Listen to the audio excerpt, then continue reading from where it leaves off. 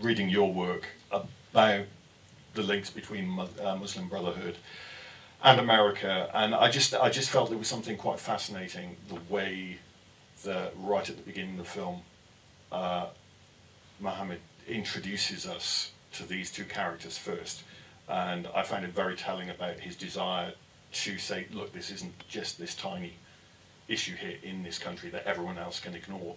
This is a much bigger issue. Yes, but what you guess from the way she portrays this Egyptian American is that his father was probably a Muslim brother who fled Egypt under Nasser, because he tells about the story of torture and all that. He could be a communist, although the communists wouldn't have had the same perspective on Nasser. They were tortured at some point, but so it's there. You have also the same kind of ambiguity, and it's not very clear. I didn't see any major because such characters anyhow are not exceptional.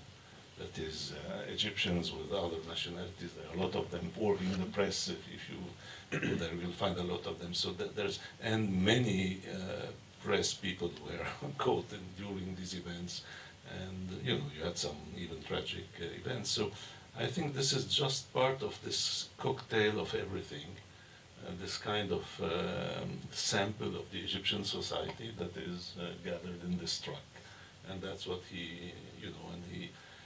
Maybe also this episode of the camera and the watch and all that was introduced through this character. It's a device to bring it in.